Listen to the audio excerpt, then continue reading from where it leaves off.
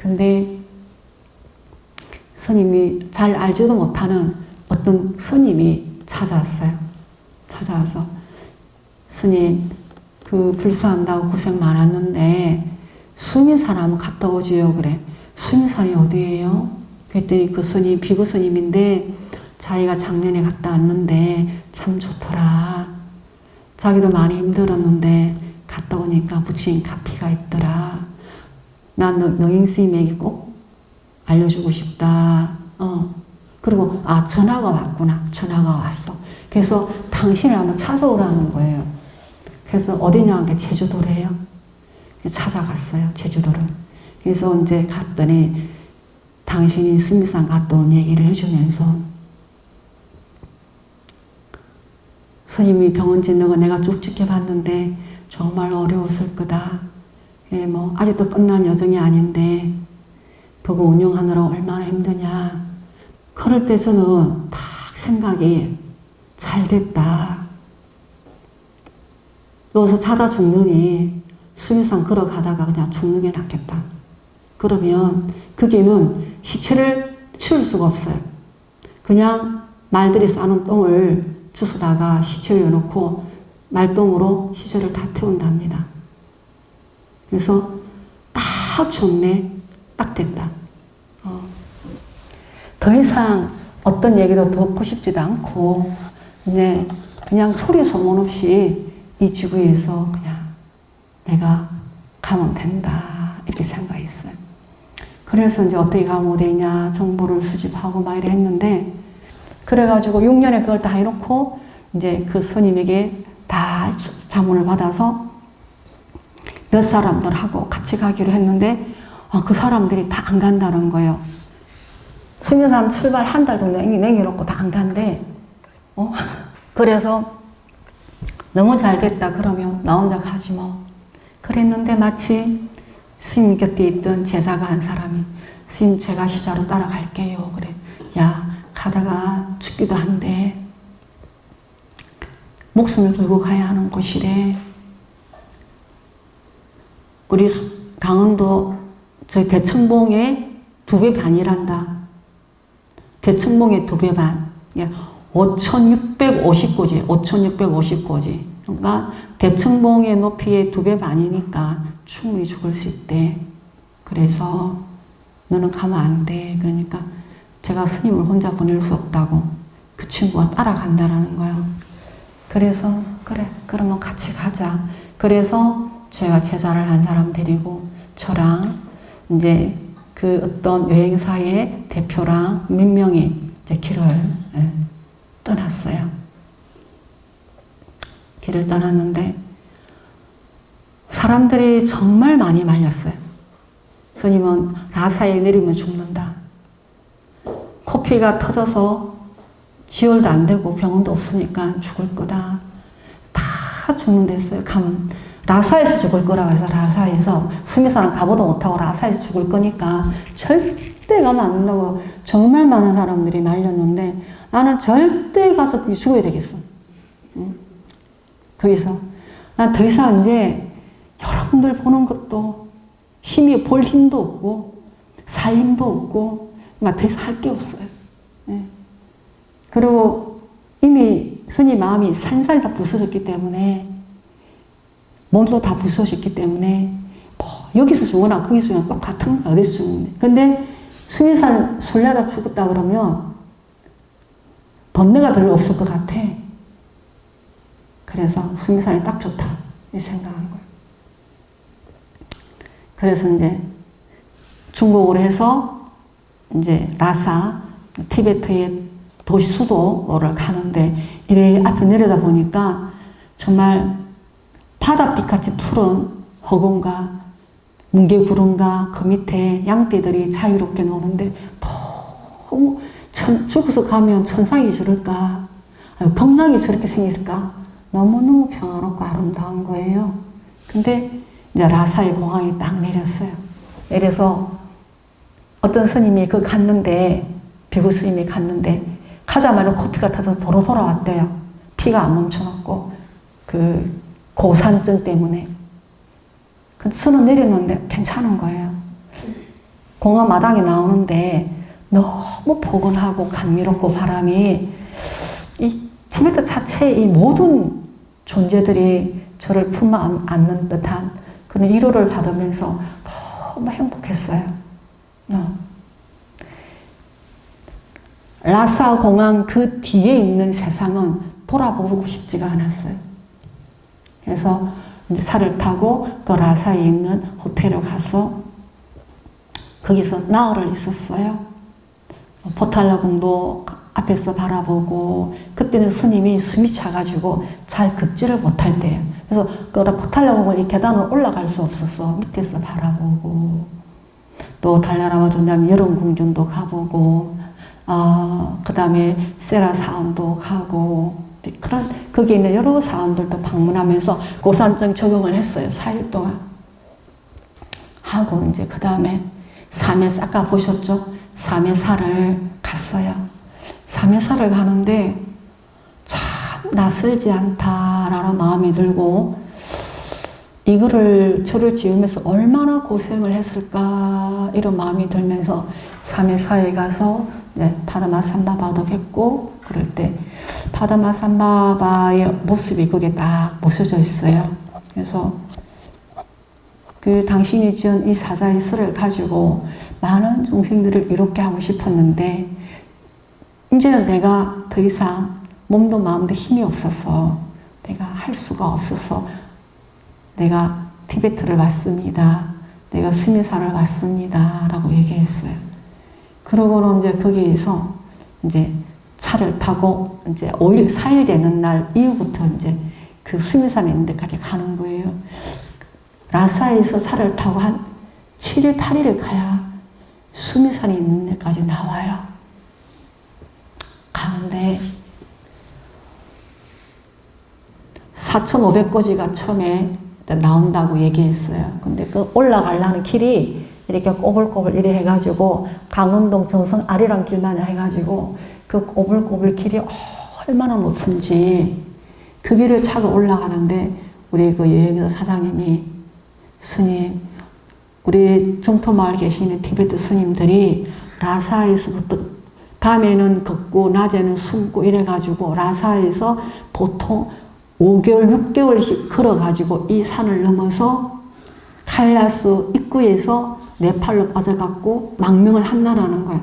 하다가 낮에 청마도 오는 사람도 많고 가까스로 살아 오는 사람도 많지만 모두가 다 걸어서 이 길을 넘어간다는데, 저는 차를 타고 넘어가도 숨이 넘어갈 것 같은데 우리 스님들이 이 길을 낮에는 숨고 밤에는 걷고 밥을 얻어 먹어가면서 그 어린 8살, 10살, 12살 나이에 이 길을 걸었다는 걸 상상을 하니까 눈물이 정말 많이 나는 거예요.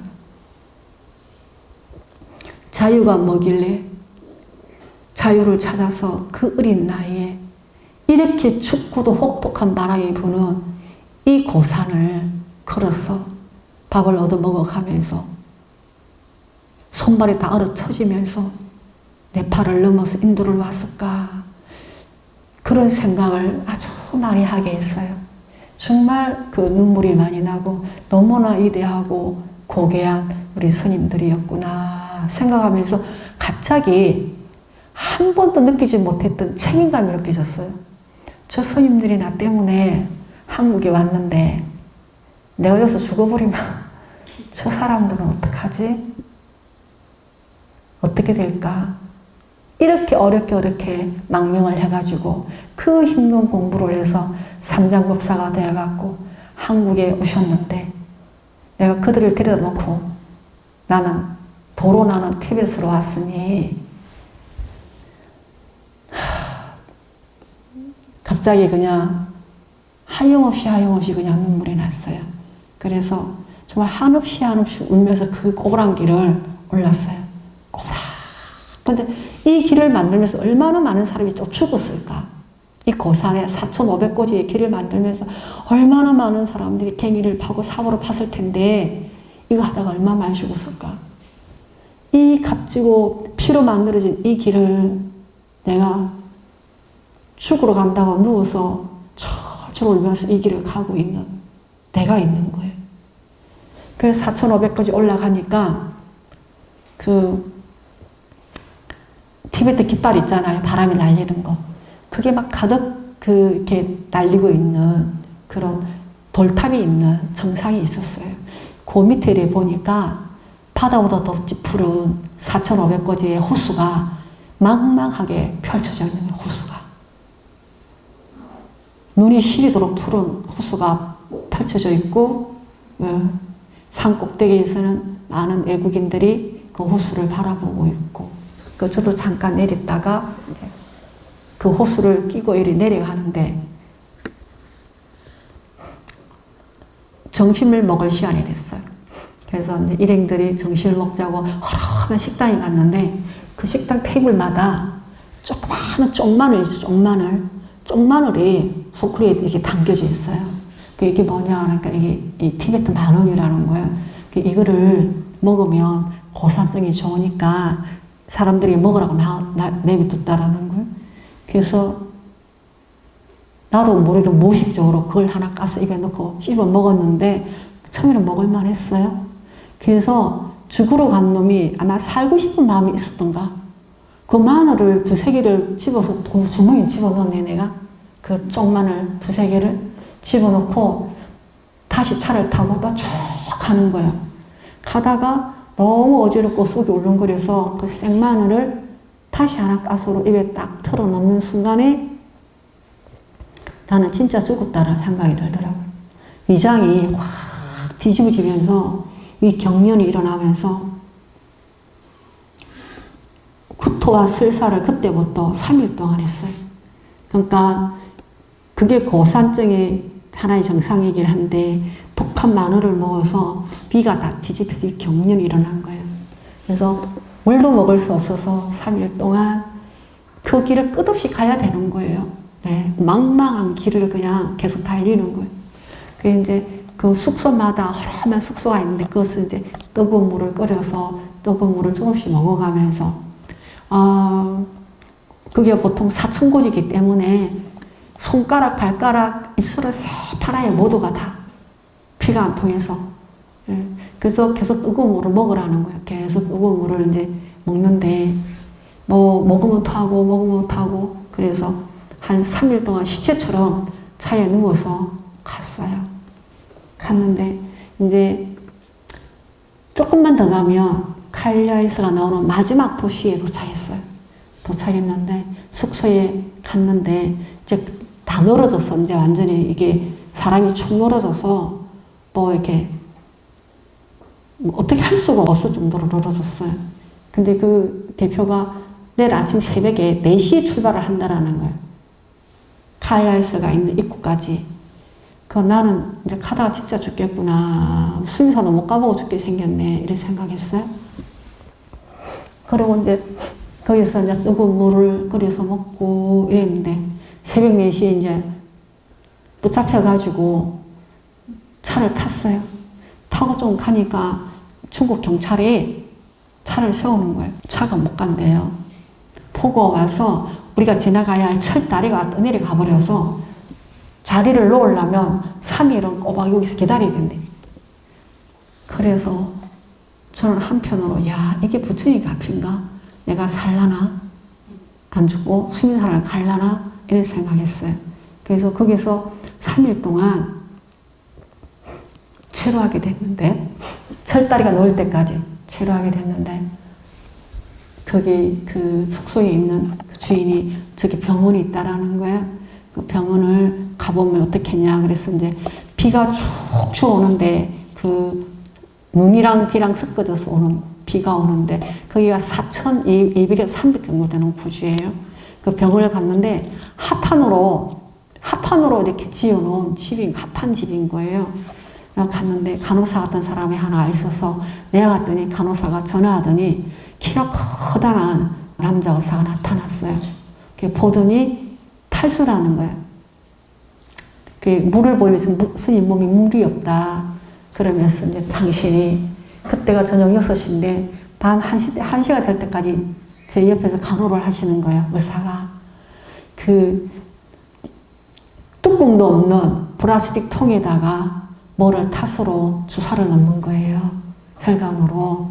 이거 맞고 이거 맞다가 죽는 거 아닐까? 이게 도대체 뭘까? 뭐를 놔주는 걸까?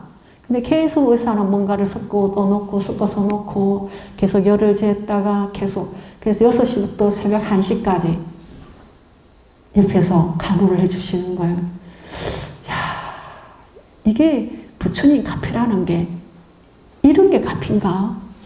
어떻게 저 의사가 밤낮 이 쌀랑눈이 펄펄 내리고 이 추운 병원에서 소똥난로를 피워놓고 이불을 덮어주면서 뜨거운 물을 끓여주면서 주사를 놔주면서 극진하게 간호를 하는 거야. 내가 한국에서 머리를 흔들었던 의사들하고는 너무나 다른 거예요. 이 4,500고지 여기 이 높은 고산에 의사가 있다라는 게 너무 신기했어요.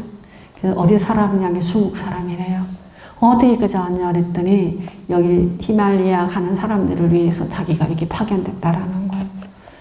그래 어디서 왔냐 해서 한국에 왔다니까 한국 사람들이 더러 잘 온다라는 얘기도 하시면서 너무너무 친절하게 간호를 해주는데 새벽 1시쯤 되니까 그 탈수 증상이 찾아들고 구토도 찾아들고 서사도 멎었어요.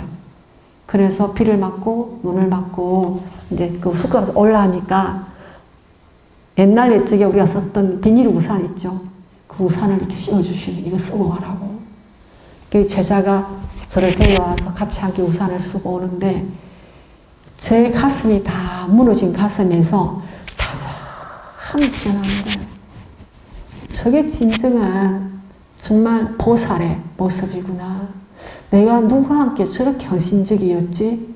나 누구에게 저토록 내가 헌신적으로 한 번도 본 적이 없는 사람에게 저와 같이 한 적이 있던가? 본내 없이 그런 생각을 하게 했어요. 그 의사가. 그래 와서 그 다음날 그 앞에 마트가 있어. 마트에 이제 뭘 먹고 싶은 거예요. 먹을 게 있나 해서 마트에 갔는데 갔더니 한국의 신라면 4,500고지 마트에 한국의 신라면이 있어요. 그 다음에 초코파이가 있어요. 그 다음에 참이슬 소주가 있어요. 제가 그걸 보면서 정말 울다가 웃었어요. 이 높은 고산지대에 신라면, 참이슬, 초코파이가 있구나. 근데 그게 제가 눈에 띈 게 녹두가 그렇게 잘 되나 봐요. 녹두가 그렇게 많은 거예요. 그래서 녹두를 한 대 사다가 식당에서 삶아 달라 해서 그거를 죽을 소스로 녹두죽을 먹었어요. 제자가 사다 주는 녹두죽을 먹으니까 그걸 한 그릇 먹으니까 이게 눈이 조금 떨어지는 거예요. 그래서 거기서 3일을 가만히 있어 쉬었어요. 쉬고는 이제 다리를 놨다 해서 그 다리를 건너가는데 그 유목민들이 들판에 굉장히 많이 약거나 양을 몰고 사는 유목민들이 굉장히 많더라고요. 가는 데마다. 근데 이제 거기서 아침 새벽 일찍이 출발해서 이렇게 가는데 스님이 가다가 주려고 애들 주려고 학용품, 연필, 노트, 장난감 이런 거 큰 가방으로 하나 사가지고 갔거든요. 그래서 이제 수미산 가기 전에 그걸 주려고 그 동네 앞에 섰어요. 그래서 그 동네에 서서 이제 보니까 옛날 우리 시골 마을처럼 김이 모랑 굴뚝에서 김이 나고 너무 시골스러운 마을이 있는 거예요. 그 마을에 내려가지고 이제 그 큰 가방에 들어있는 연필, 노트, 장난감, 크레파스 뭐 이런 거 애들에게 필요한 것들을 하나 가득 그 동네에서 이제 내려줬어요. 내려주니까 그 동네에 어떤 그 사님이 자기들이 아침에 먹으려고 구운 빵이라고 이렇게 동그란 달만큼 동그란 도톰한 흰 빵을 한 몇 개를 선물로 줬어요. 그 빵이 한 개가 제 몫으로 넘어왔는데 제가 그걸 이게 손으로 뜯어 먹으면서 이제 칼라신 데까지 가는데 그 빵이 한 조각 넘어갈 때마다 피가 되고 한 조각 넘어갈 때마다 기운이 되고 그게 한 조각 넘어갈 때마다 제 몸 전신에 자양분이 되는 걸 느꼈어요. 정말 특별한 경험 없어요. 그 딱딱하고 마른 빵이 그거 이렇게 뜯어서 한 입에 넣을 때마다 피가 되고 살이 되고 골수가 되고 제 몸이 살아나는 느낌을 받았어요. 그 빵 한 조각으로. 그 정말 너무 신기한 경험을 하면서 다음에 한국에 가면 내가 안 죽고 살아가면 우리 스님들에게 이 빵을 꼭 좀 구워달라고 해야지 이렇게 하면서 그 빵을 먹었어요. 그리고 이제 가서 이제 그 가일라스 산 입구에다가 숙소를 정하고 짐을 놓고 거기서 하룻밤을 자고 그 다음날 아침에 6시에 가일라스 입구에 출발한다라는 거예요. 그 출발지는 바로 여기예요. 여기거든요. 근데 저기에는 수미산은 힌두교 신의 성지이기도 하고 불교의 성지이기도 하고 중앙아시아의 많은 종교의 성지라서 다양한 사람들이 저기를 오는 거예요. 그래서 짐은 저런 말이나 당나귀가 짐을 실어다 줘요. 그래서 말을 탈 줄 아는 사람은 말을 타고 가기도 하고 어떤 사람은 걸어가기도 하고 어떤 사람은 오체투지로 올라가기도 해요. 근데 저기에서 제1캠프까지 새벽 6시에 출발하면 오후 5시가 돼야 제1캠프가 4시 5시가 돼야 제1캠프가 나와요. 그래서 저기를 이제 들어가는데 저거 보이죠? 저기가 뭔가 하면 사람이 죽으면 독수리에게 던져주는 조장터예요. 입구에 있어요. 사람이 죽으면 도끼로 탁탁탁 잘라가지고 버리면 독수리가 사람 반만한 독수리가 날아와서 각자가 있는 닿는데 부위를 물고 가서 다 먹는 곳이 저기예요. 저희가 조장터인데 저 조장터에 가서 스님이 한참을 앉아 있어 봤어요. 살아난 사람이 가서 앉아 있으니까 독수리가 눈을 멀끔멀끔 치고 쳐다보는 거예요. 아이 신발도 있고 아이 옷도 있고 어른 옷도 있고 뜯어먹다 남은 뼈도 있고 이게 이렇게 무상한 건데 이렇게 허망한 건데 나 왜 이렇게 마음이 고통스럽고 괴로웠을까? 죽어지면 이 한 조각 뼈다귀밖에 남지 않는데 이것마저도 없어지는데 내가 무엇 때문에 이렇게 나는 괴롭고 고통스럽고 힘이 들었나? 아무것도 아닌데 라는 마음이 들었어요. 그 조장터를 둘러보고 이제 그 다음에 이제 안을 들어가는데 양 사방에 끝이 보이지 않는 붉은 산이 버티고 있고 그 산 계곡으로 제1캠프까지 오후 한 4시? 3시, 4시 빨리 걷는 사람들은 3시쯤 나같이 빨리 못 걷는 사람은 한 4, 5시쯤 저는 갔는데 벌써 어둠이 내렸어요. 제1캠프에 갔는데 그래서 제1캠프에 도착하니까 어둠이 저는 어슬어슬 내렸는데 다른 사람 벌써 다 도착해가지고 벌써 쉴 준비를 다 하고 있고 우리 일행은 저 때문에 뒤로 확 쳐졌어요. 제가 빨리 걷지 못해서. 그러니까 저기서는 숨 한 호흡에 그런 한 걸음인 거예요. 빨리 걸을 수도 없어요. 예. 저기가 4,200, 300 정도 입구가 그렇게 돼요. 이제 점점 올라가기 시작하죠. 그래서 이제 추구로 사원이라는 사원이 있는데 저희들은 거기서 제1캠프를 삼기로 하고 그걸로 갔어요. 그 딱 가서 해가 어둑어둑 내리는데 수미산이 바로 제 코앞에 탁 펼쳐지는 거예요. 저 거대한 수미산을 제가 보면서 내일 이제 저기 도전을 할 거라 생각하니까 정말 심장이 뛰고 밤이 되는데 하늘의 별이 금방 땅으로 떨어질 것 같은 조그만 별들이 막 하늘 천지의 별인 거예요. 정말 아름다웠어요. 그리고 그 죽으로 사원은 밀레라빠 스님께서 수행하던 곳인데 거기에 스님들이 살고 있는 거예요. 수미산 꼬라를 도는 사람들을 위해서 거기에서 저희들에게 방을 내주고 물을 끓여주고 숙식을 하도록 돕고 있는 거예요. 거기 어린 동자 스님들이 2명 있었는데 동자 스님들이 그렇게 애교를 떠는 거예요. 따뜻한 물도 끓여다 주고 짬바도 만들어다 주고 차도 끓여주고 법당 구경도 시켜주고 마음을 즐겁게 웃게 해주는 거예요. 그 어린 사미 스님들이 아주 장난스럽게. 제가 웃음을 잊어버렸는데 그 어린 사미 스님들을 통해서 그날 제가 웃게 됐어요. 내가 언제 웃었는지 기억도 나지 않았는데 거기에서 4,500 수미사를 코앞에 놓고 그 사원에서 이제 처음으로 웃는 저를 만났어요. 만났는데 그 어린 사미들이 소똥을 넣고 피우는 난로에다가 저랑 저희 일행들을 앉혀놓고 따뜻한 차를, 우유차를 얼마나 많이 끓여주는지 몸이 따뜻해질 때까지, 땀이 날 때까지 그거를 끓여주는 거예요. 옆에 앉아서. 참 너무너무 감사했어요. 그래서 그거를 이제 그리 먹고 그 다음날 새벽에 3시에 수미산을 간다라는 거예요. 3시에 달도 없고 막 별만 초롱초롱하고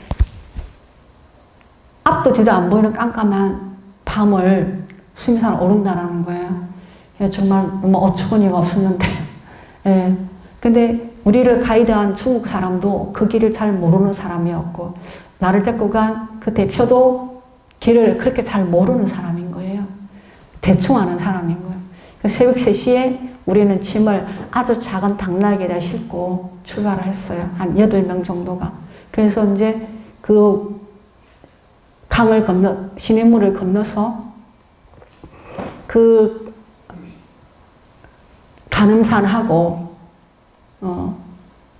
오른산과 왼쪽 산이 있는데 그 사이의 길을 들어가야 되는데 어디로 올라갔나 하면 간음봉을 올라가서 간음봉을 그걸로 안 들어가고 그 조랑말을 끌고 산 꼭대기를 올라간 거예요. 길을 몰라가지고 그 밤에 올라가다 보니까 막 태산 같은 돌덩어리가 산으로 되어 있는데 한 발만 잘못 디디면 그냥 떨어져 바로 죽을 것 같아. 근데 한 8분 정도까지 올라갔는데 그 당나귀가 울면서 안 가는 거예요. 딱 붙어서 꼼짝을 안 해, 당나귀가. 아무리 가자고 때려도 안 가, 당나귀가. 그래서 이제 그 중국 가이드가 이 스님이 타면 얘가 산을 올라갈지도 모르겠대. 그래가지고 내가 세상에 나는 아직까지 말도 한번 본 적이 없는데 조그마한 당나귀를 나를 그다 달라랑 태웠네. 그 마부가 위험할까? 저 키가 조그만 밤에 어두워서 보지도 않아. 눈만 까맣게 바짝바짝하지. 그 키도 조그마하고 아주 말라 비틀에 아주 너무너무 약한 마부가 말을 잡고 있는 거예요. 근데 그 당나귀가 나를 딱 태우더니 소리를 뭐라고 내더니 마부를 질질 끌고 나를 태워가지고 그 산 꼭대기에서 우리가 출발했던 데까지 말이 달려서 밑으로 뛰어내려오는 거예요. 저를 태우고. 그 바위를 넘어가지고 그때서는 알았어요. 이 조랑말을 내 등 뒤에서 누가 나를 딱 끌어안고 잡고 있다라는 것을. 안 그랬으면 저는 말에서 떨어져서 거기서 죽었을 거예요. 근데 누가 딱 끌어안고 말꼬비를 딱 쥐고 하늘을 날듯이 말이 날라서 그 출발했던 자리까지 내려와 버렸어요. 그래서 나는 일행하고 어디서 헤어졌는지도 모르게 헤어진 거예요. 나밖에 없어. 말도 안 통하는 그날 마부가 죽은 줄 알았어요. 오다가 돌이 치여갖고 마부도 없는 줄 알았는데 일 보니까 마부가 내 옆에 서 있는 거예요. 칠흑 같은 어둠에 별밖에 없는데 천지에 사람 하나 없고 아무것도 없는 적막한 곳에 그 조그마한 쪼랑말이랑 나랑 마부랑 셋이 섰는데 그때 스님은 진공묘유라는 것을 처음 느껴봤어요. 죽음이 산산에 깨어져 버린 말 그대로 그냥 그 공황 상태, 존재가 없어, 존재가. 근데 말이 1시간이 지나도록 그 자리에 서 있었는데 소리 한 번을 안 내는 거예요. 하고 소리하고 움직이지를 않아요, 말이. 사람도 안 움직이고 말도 안 움직이고 나는 거기서 내려올 수도 없고 어디가 어딘지도 모르겠고. 그래서 거기에 서서 까만 세상을 바라보는데 어마무시한 희열이 샘트기 시작했어요. 어둠이 갈라지는 느낌과 함께 그 깜깜한 어디가 어딘지도 천지도 봉안할 수 없는 그 어느 곳에서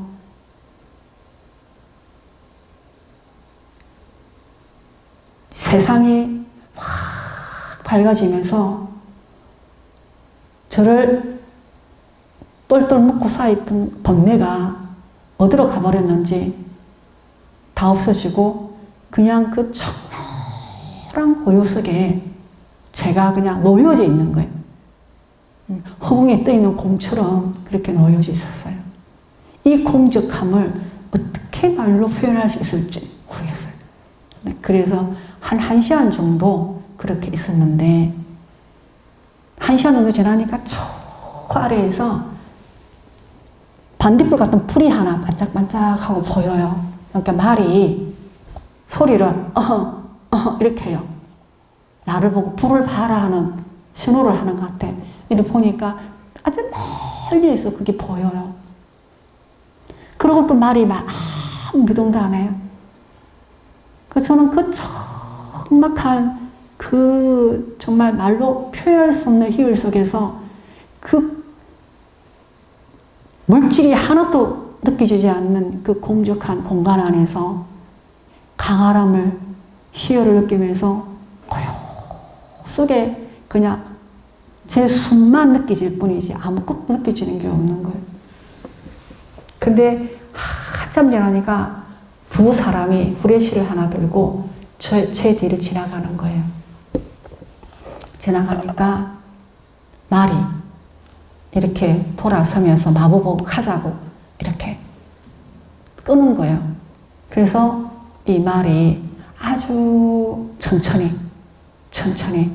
저를 데리고 이제 제대로 그게 진짜 수미산 가는 길이라 그 길이 나중에 알고 보니까 그 진짜 수미산 가는 그 길로 이 말이 저를 데리고 들어가는 거예요. 근데 그때서 한참 들어가니까 정신이 차려져. 그때서 현실감 느껴지는 거예요. 가만있어 봐. 우리 일행이 어디 있지? 어디서 우리가 헤어졌나? 어떻게 만나야 되나? 이렇게. 그래서 제가 거기서 우리 제자 이름을 불렀어요. 제자 이름이 도부인데 도부야 이렇게 부르면 컷을 부르면 그 마부가 그 이름을 애워서 지도 불러. 또 말이 또 소리를 큰 소리를 불러요. 그래서 내가 부르면 마부가 부르고 마부가 부르면 말이 소리를 내고 이렇게 해서 이제 제2 캠프까지 가는 거예요. 제2 캠프까지 갔더니 천막을 쳐놓고 사람들이 거기서 차를 마시는 곳이 제2 캠프인 거예요. 가는데 아는 사람이 한 명도 없어요. 일행들이 없어요. 그래서 이제 거기에서 기다렸죠.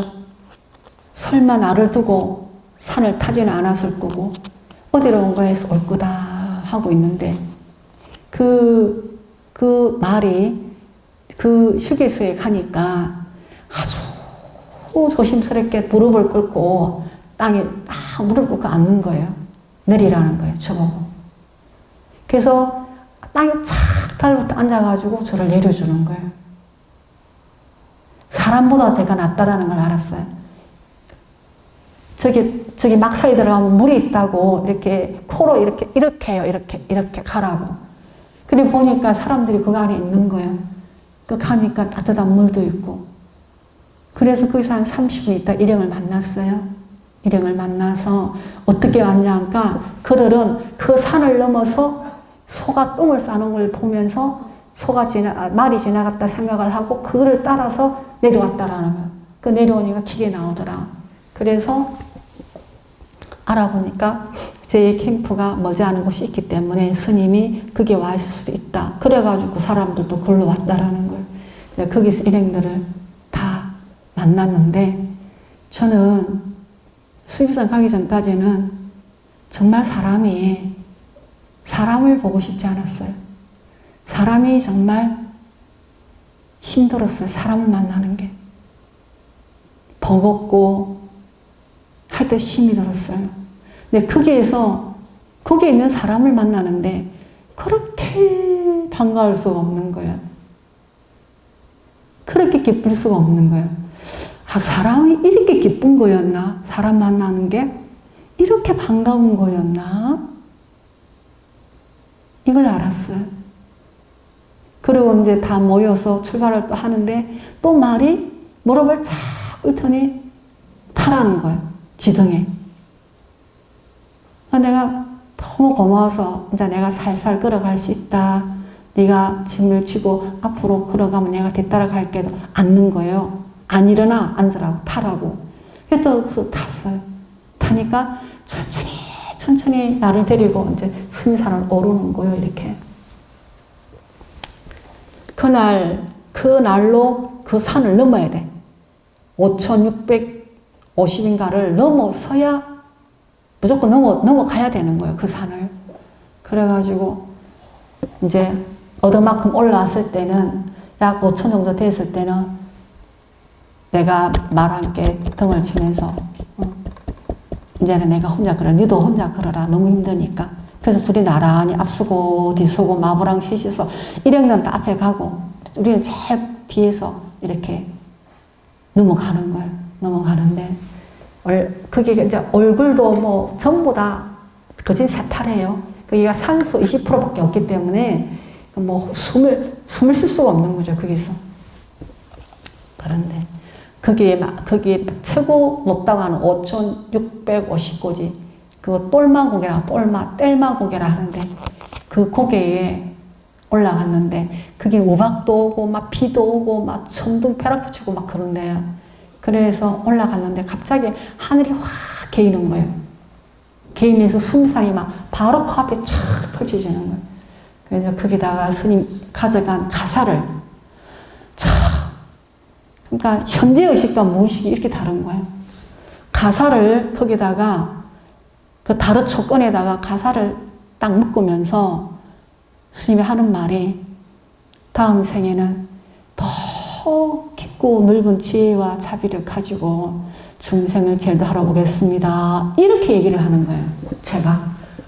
제가 그 말 하는 저를 보고 깜짝 놀랐어요. 이 사바세계가 싫어서 진저리가 나가지고 정말 떠나고 싶었는데 다시 또 돌아온다고 하면서 가사를 묶는 나를 보면서 깜짝 놀랐어요. 이렇게 현재의식과 무의식이 이렇게 다르나? 현재의식과 나의 자성이 이렇게 달랐어? 그럼 나는 완전히 그냥 번뇌에 묶여서 지금까지 너를 띄고 살았구나. 나 완전히 쏟고 살았네. 뭐 이런 이제 생각이 확 들면서 거기다가 가사를 걸고 반야신경 한 편을 정말 너무나 어렵게 한 편을 치고 그 고개를 이제 지나서 이제 밑으로 이렇게 절벽을 타고 내려와야 되는 거예요. 그거를 딱 지나는 절벽을 타고 내려가려고 하는 그 시전에 제가 저체온증이 온 거예요. 체온이 확 내려가면서 사제균이 쫙 빠져버렸어요. 야, 근데 진짜 여기서 정말 죽겠구나. 여기서 많이 죽는다 하더니 정말 죽겠네. 이렇게 생각을 하고 돌박에 앉았어요. 돌박에 딱 앉아있는데 어떤 외국인이 인도 사람인지 네팔 사람인지 가무삽잡하게 생긴 어떤 아저씨가 다가오던지 초콜릿을 까가지고 제 입에 넣어주는 거예요. 그러고는 제 입에 앉더니 자기가 갖고 있는 거기서는 물 한 모금이 천금같이 귀한 물이죠. 그 물을 따뜻한 물을 한 컵을 먹으라고 주고 하여튼 초콜릿과 뭔가를 또 더 줬어. 근데 그거를 먹는 순간에 체온이 확 오르면서 다시 회복이 확 되는 거예요. 그 5,600고지에서 한 번도 본 적이 없는 그 사람이. 그래서 괜찮냐고 그러면서 제 손을 잡고 그 절벽을 같이 내려가 주는 거예요. 그 제 3캠프가 있는 데까지 같이 가주는데 참 해맑고 너무나 아름다운 청년 같았어요. 그 청년이 스님 손을 잡고 그 거친 내리막길을 손을 잡고 그 제 3캠프까지 저를 데려다 줬는데 그 막 바위를 건너고 막 절벽을 건너고 막 이렇게 내려가야 되는데 너무 사뿐사뿐하게 웃어가면서 그렇게 즐겁게 저를 데려다 주는 거예요. 그래서 제가 그 청년 손을 잡고 절벽을 내려가면서 정말 인연을 잘 지어야 되는 거구나. 이 악연도 선연도 어디선가 만나는데 무조건 선연을 지어야 돼. 무조건 선연을 지어야 돼. 그래야 그 선연이 이런 곳에서 나타나서라도 나에게 물을 주고 초콜릿을 주고 어떤 또 양식 같은 걸 주고 나중에는 손을 잡아서 그 높은 절벽을 타고 같이 타고 내려와주고 제 삶 캠프까지 데려다 주고 하늘에서 내려온 천신처럼 그렇게 가뿐하게 스님을 달라당 들어다가 제 삶 캠프까지 데려다 놓는 것 같이 그렇게 데려다 놔주는 거예요. 그래서 그때 깨달은 게 부모 자식이든 누구든 간에 무조건 착하고 좋은 인연을 지어야 돼. 선한 인연을 지어야 돼. 너무나 중요하구나. 어려움이 있을 때마다 하다못해 그 쪼락말까지도 말 못하는 마부까지도 어쩌면 그렇게 우리 나를 낳아준 어머니도 아버지도 형제에게도 어떤 스님에게도 저는 그런 보호와 보살핌을 받아본 적이 없어요. 저는 그 수미산을 오르면서 처음으로 알지 못하는 사람들에게 그런 도움을 받아가면서 그 수미산을 넘은 거예요. 넘어서 이제 거기에 갔더니 우리 마부가 벌써 가가지고 따뜻한 물을 끓이고 먹을 음식을 수프를 만들고 기다리고 있는 거예요. 지가 먼저 가서 쪼락말이랑. 그래서 너무 고맙게 거기서 정말 우유죽 같은 걸 죽을 한 그릇 얻어먹고 물도 이제 얻고 그래가지고 이제 그다음 길을 이제 만나서 걸어 나가야 되는 거예요. 바깥으로. 네. 그래 나가는데 끝이 보이지 않는 암벽, 붉은 암벽산이 하늘 끝이 안 보이고 양쪽으로 솟아있는 거예요. 내려가는데 거기를 말은 앞에 걸어가면서 저를 이렇게 힐끗힐끗 쳐다보고 마부는 말을 꼬피를 잡고 앞에 가고 저는 쪼락말 뒤에 천천히 따라 내려가는데 갑자기 그 엄청난 붉은 산 양쪽 산이 쌓여있는 그 골짜기에서 소리가 들리는 거예요. 내가 이거 미쳤는가 보다. 한청이 들리나 보다 이거. 내가 여기 제정신이 아니가. 이 고산능 때문에 내가 한청이 들리나. 소리가. 그래서 이제 제가 그 마부에게 저기에서 소리가 들리냐. 그러니까 마부가 안 들린다고. 안 들린다고. 그건 나 혼자 들리는 거야. 소리가. 참. 힌디어가 아니고 티베트도 아니고 한국말로 들려. 첫 마디가 이렇게 가면 돼. 이렇게 천천히 숨을 쉬면서 천천히 가도 된다고. 한국말로 이렇게 천천히 가라고. 이렇게 천천히 가면 된다고.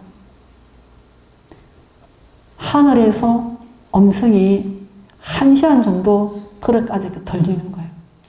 이렇게 천천히 가도 돼. 이렇게 천천히 가거라. 계속 천천히 가라는 거야. 이렇게 숨을 쉬면서 천천히 가는 거야. 천천히.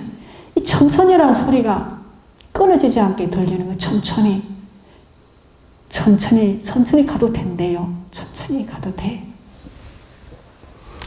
그 소리를 듣는데 2004년도에 스님이 죽게 생겼을 때 그때 법화경 열예술 한 품을 읽고 있는데 그때도 한번 스님 귀에 하늘의 소리가 들린 적이 있어요.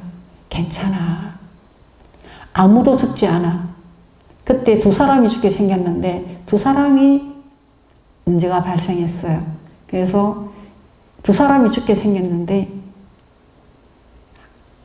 제 귀에 괜찮다고. 괜찮아. 아무 일도 없어, 괜찮아 라고 했어요. 그게 50일이 되어야 그 검사 결과가 나오는 그런 상황이었는데 괜찮다고. 한 15일 정도 지났는데 괜찮다 했어요. 근데 누가 죽는다 했냐면 의사가 죽는다 하지, 제 귀에는 생생하게 괜찮다라고 그 하늘의 목소리가 들려온 적이 있었는데 그때하고 비슷한 거예요. 괜찮다고. 이렇게 천천히 가도 돼. 이제 천천히 가도 돼. 그래서 그 산 골짜기에 천상의 처녀들이 거기서 춤을 추는 것 같아. 구름이 그 붉은 벽산이 태산같이 솟아있는 그 사이로 하늘에 뭉게구름이 춤을 추듯이 막 이렇게 흘러가는 거예요. 꼭 하늘의 천녀가 춤을 추듯이. 그런데 그런 소리가 들리면서 우리가 검은 구름이 있다가 확 물러가면 푸른 창공이 드러나듯이 제 의식이 확 밝아졌어요. 번뇌가 싹 없어졌어요. 아무 생각이 없어지고, 생각도 없어지고, 일어나지도 않을 뿐만 아니라 있던 것도 다 없어지고, 아무것도 없어요. 그냥 텅텅 빈 허공이 되어버렸어요. 그 길을 한 5시간 걸어 나왔는데, 텅텅 비어버린 허공이 되고, 사람들은 다 가고, 나랑 조랑말이랑 마부만 최고 꼴찌에서 셋이 걸어가는데, 너무 말이 잘 통해요. 마부하고도 잘 통하고, 쪼랑말하고도 잘 통하고.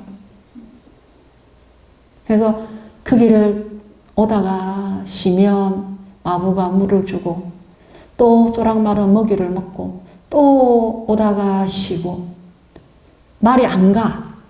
내가 힘들 때쯤 되면 서요. 쉬라고. 이 말은 하늘에서 내려왔는가? 불보살님이 이 말을 보내줬나? 어떻게 이렇게 영특하고 내가 힘들어서 손을 몰아쉬면 말이 딱 서. 안 가. 앉으라는 거지. 쉬라는 걸. 그래 또 가고. 그래 1시간 정도 그 허공에서 들리는 그 소리를 들으면서 내가 어리석었다라는 걸 절절하게 깨달았어요. 내가 어리석었다. 나의 무지와 무명과 나의 집착이 이와 같은 고통을 만들었었구나. 그게 다 날아갔어요. 아무것도 없어졌어요. 상그리 다 날아가고, 제가 안 오니까 먼저 간 일행들 중에 2사람이 저를 도로 찾으러 왔어요. 길로. 그래서 이제 그 사람들하고 이제 숙소로 돌아가는 길에 제가 가진 모든 것들, 몸만 놔두고, 입은 옷만 놔두고 그 말과 그 마부에게 제가 다 주면서 우리 다음 생에 이렇게 말고 좋은 인연으로 이렇게 만나자. 정말 고마웠다. 내가 입은 은혜가 어느 생인가 갚아야 한다면 내가 당연히 갚아야지. 그렇지만 너희들이 나에게 입은 은혜가 있어서 이와 같이 했다면 완벽하게 다 갚은 거다. 너무 고맙고 감사하다라는 제가 인사를 전하면서 거기에서 이렇게 그들과 헤어졌어요. 헤어지고 숙소에 왔는데 숙소가 5천 정도 되거든요. 그 숙소가 5천 정도 되는데 사실 제가 잘 걷지도 못했는데 그 길을 넘어와서 숙소에 오니까 제 몸이 다 회복이 다 돼 있어요. 모든 것이 다. 한국에 있었던 그 너덜너덜한 몸과 마음이 다 어디로 없어졌고 새로운 몸이 생겨서 온전히 몸과 마음이 그전보다 훨씬 건강한 모습으로 바뀌어져 버렸어요. 그거를 발견하게 됐어요. 그리고 내가 그게 오천고지인데도 오천고지인 줄 인지가 안 될 만큼 거기가 편안한 곳이 됐어요. 그래서 스님이 그 중간에도 많은 이야기가 있지만 그 길을, 그 수미산을 갈 때는 정말 돌아오고 싶지 않아서 이 세상이 정말 너무 버겁고 힘겨워서 이 세상이 아닌 다른 세상으로 옮겨가고 싶었는데 그 길을 가면서 그 끝없는 고갯길을 올라가면서 우리 티베트 스님들이 망명의 그 눈물겨운 투지와 목숨을 건 자유를 향해서 목숨을 건 망명길을 생각하게 되었고 그들이 얼마나 부처님 법을 갈망했으면 목숨을 걸었을까. 나는 부처님 제자이면서도 이걸 견디지 못하고 내가 이 세상에 대한 출리심을 이렇게 느끼고 이 세상을 내가 거부하는구나. 이런 마음들이 일어나기 시작하면서 그 수미산 가기 전에 그 의사를 만나서 의사에게 간호를 받으면서 내가 죽지 않고 살아서 돌아간다면 일체 중생들에게 차별 없이 이와 같은 보살심을 갈고 닦아야 되겠다. 부처님께서 네가 이렇게 해봤냐? 너 이렇게도 안 해봤지 않느냐? 근데 너 그렇게 몸소리를 치니? 이렇게 느껴졌어요. 너 이렇게도 안 해봤잖아. 이게 고상 5,000고지, 4,500고지에서 이 눈물아 몰아치는 이 판자떼기 안에서 이 의사가 너를 살리는데 너 이렇게 해봤어? 너는 이렇게도 안 했잖아. 근데 그 의사는 그렇게 생글생글 웃으면서 그 오랜 시간을 그 추위에서 말똥을 피워가면서 그렇게 너를 간호했지 않니? 너도 당연히 좀 배워라. 이것 좀 봐라. 이렇게 하는 것 같았어요. 거기에서 제가 부끄러운 마음이 일어났어요. 내가 인욕심이 덜하고 내가 참고 견딜 힘이 덜하고 내 목숨에 대해서 내가 집착하고 있는 내가 있었구나.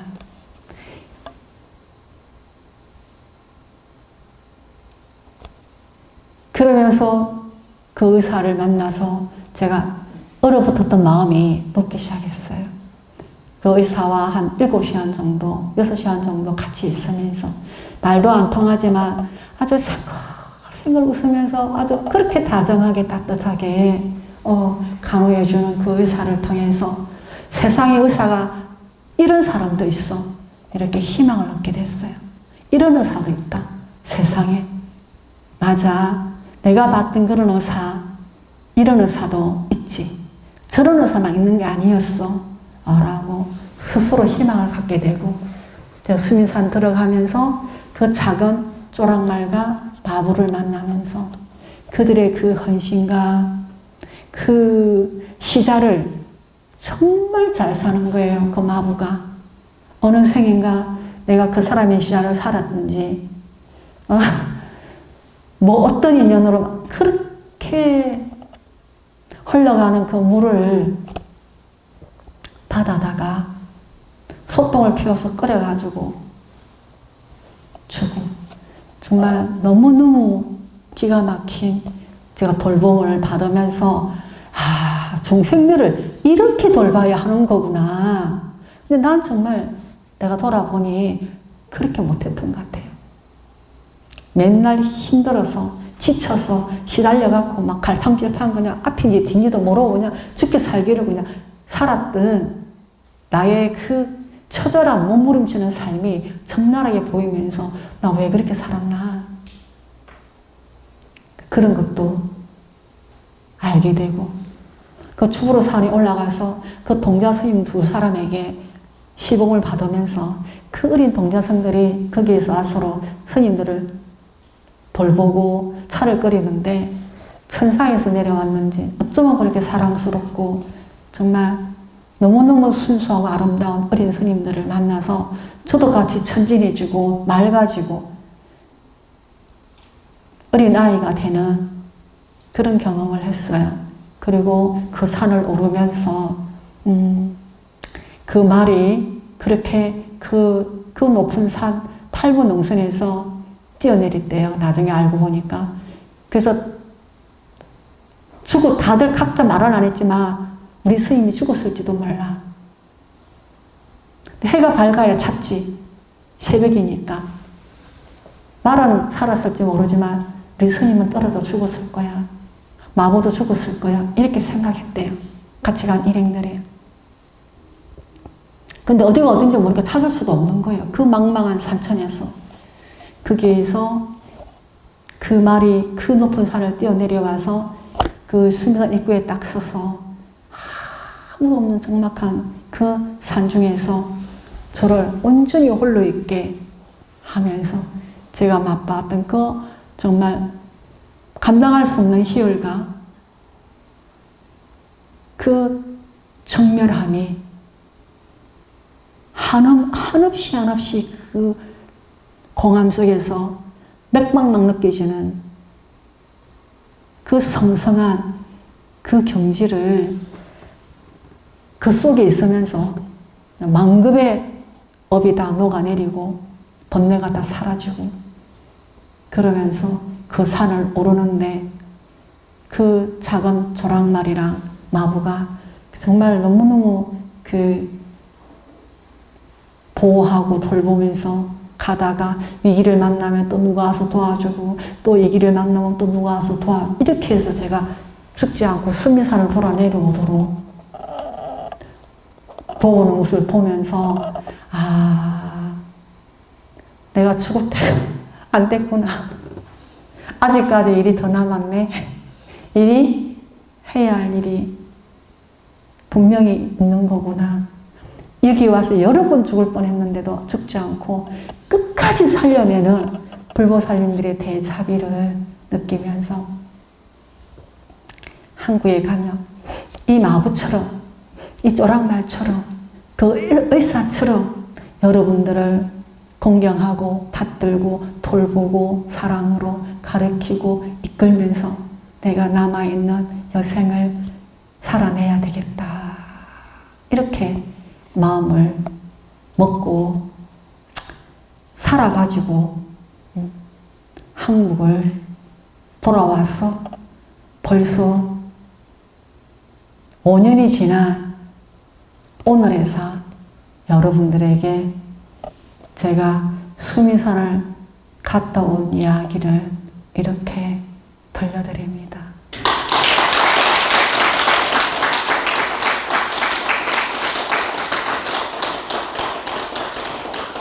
아마도 좀 더 건강한 몸과 마음으로 내년쯤에 코로나가 풀려서 반드시 한 번 더 가고 싶은 곳인데 가게 된다면 그때는 2007년도처럼 그렇게 어렵고 힘들고 고통스러운 그런 수미산이 되지는 않을 거라는 생각이 있어요. 예, 그때는 몸도 마음도 정말 다 부서져서 만시작이 됐기 때문에 그 길이 정말 고통의 절정까지 3일 동안 싸고 토하니까 이제는 몸에 아무것도 남아있는 것 같지가 않았어요. 그래도 거기에서 녹두를 만나고 그 녹두죽을 끓여서 먹고 기력을 회복하고 그 빵을 얻어서 먹고 회복하고 이러면서 나는 여러분들에게 이런 말씀 드리고 싶어요. 우리가 선하게 살면, 어지게만 살다면 하늘도 돋고 땅도 돋고 돌도 돋고 나무도 돋고 짐승도 돋고 천지 만물이 우리를 살려내고 돕는다. 내가 어디에 있다 하더라도 천지 만물이 나를 보호하고 나를 이끌고 나를 살려낸다. 그래서 난 여러분들이나 저도 마찬가지지만 우리가 선한 공덕을 정말 많이 지어야 하고 선한 인연을 악연도 선한 인연으로 만들어가고 용서 못할 몇 생을 지난다 하더라도 용서할 수 없는 그런 사람일지라도 용서해야 된다. 나를 위해서 용서해야 된다. 그래서 용서라고 하는 것, 아, 그거 나를 위해서 하는 거구나.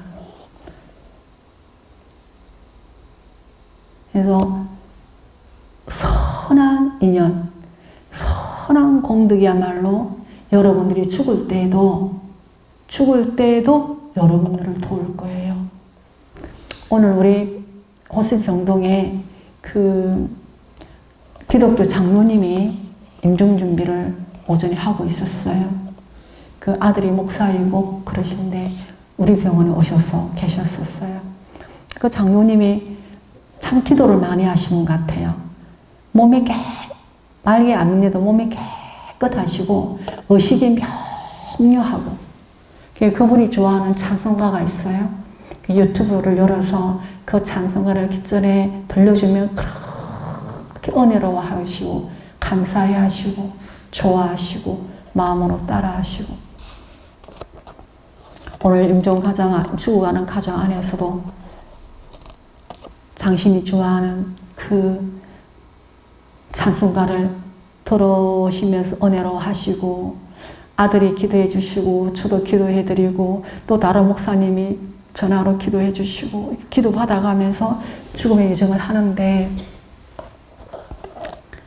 그분이 내가 장로님 이 시간이 지나면 바로 천당 문 앞에 있을 겁니다. 그죠? 그러니까 그렇다라는 거예요.